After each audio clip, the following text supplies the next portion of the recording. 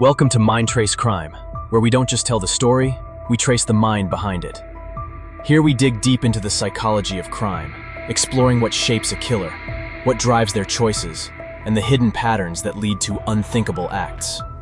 If you're fascinated by the darker side of human behavior and want more true crime analysis like this, hit subscribe and turn on notifications, because every mind leaves a trace, and every trace tells a story. Today, we enter one of Britain's most disturbing cases, a story of abuse, control, and unimaginable violence, hidden for years inside a normal-looking home on Cromwell Street. Fred and Rosemary West, a couple whose shared pasts of trauma and cruelty fused into a partnership of pure horror. This is not just the story of their crimes, it's the psychological anatomy of the House of Horrors. To the world, Fred and Rose West were just another working-class couple raising a family. But under the floors of their home lay secrets so dark they would scar the nation forever. What happens when two broken people meet, and instead of healing, they feed each other's darkness? This is the story of how love turned into a pact of death. 25 Cromwell Street, Gloucester. To neighbors, it was nothing unusual. A home filled with kids, always busy, sometimes noisy. Fred worked as a builder, Rose as a care worker. They waved to neighbors, had barbecues, even took in lodgers. But the warmth was fake. The smiles were a mask. Behind that front door, the rules of normal life didn't exist. Fred West's early life was marked by deep dysfunction. His father encouraged disturbing and highly inappropriate behavior, while his mother's role in the household was also troubling.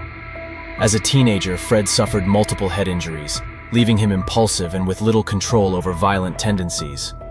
Rosemary Letz's upbringing was equally dark. A violent father, a troubled mother, and harmful experiences in her youth. By her teenage years, she was volatile, controlling, and capable of cruelty. When the two met in 1969, they didn't find love.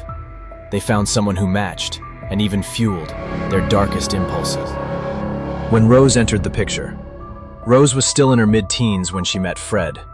She soon took on the role of caring for his children from an earlier relationship. But her harsh side became clear almost instantly. Fred, already manipulative and controlling, only amplified her worst behaviors. By the early 1970s, the two began preying on young women, often those who were alone, far from home, or simply seeking a safe place to stay. Some were persuaded to come inside their home, others were approached while traveling. For those who crossed the threshold of Cromwell Street, there was no turning back. Fred and Rose's methods were as sadistic as they were methodical. Victims were bound, gagged, sexually assaulted and tortured, sometimes for days. Fred often took part in the murders, but Rose was sometimes even more brutal. Victims were dismembered, and their remains buried under the floorboards, in the garden, or beneath the patio. Even their own children were not safe. Fred's daughters were repeatedly abused, with Fred justifying it by saying, "I made you. I can do what I like with you." In 1972, a young woman named Caroline Owens escaped the Wests after being abducted and assaulted.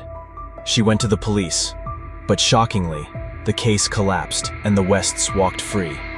Years later, in 1992, their own children would find the courage to speak out. They told teachers that their sister Heather was buried under the patio. It sounded like a child's dark joke, but it wasn't. The fall of Cromwell Street. Police began digging at 25 Cromwell Street in 1994. What they found was beyond horror: the remains of Heather, and soon, more bodies. The count eventually reached at least 12 known victims. But police believed there could be more, women whose names we may never know. Fred was arrested. During questioning, he showed no remorse, sometimes speaking of the murders like he was describing building work. Rose was arrested soon after. Unlike Fred, she denied everything. The mind of Fred and Rose. Fred West fit the profile of a psychopathic sexual sadist, manipulative, impulsive, and entirely lacking empathy.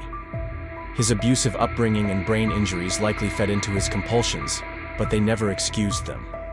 Rose West was different. She may have started as a victim, but she became an active predator. Some psychologists believe she enjoyed the power and control even more than Fred did. Together, they were a toxic fusion, each enabling the other to go further than they ever could alone. The courtroom and aftermath. Fred never faced trial. He took his own life in prison in 1995. Rose stood alone before the jury, charged with 10 murders. She was found guilty on all counts and sentenced to life without parole. The case shocked Britain.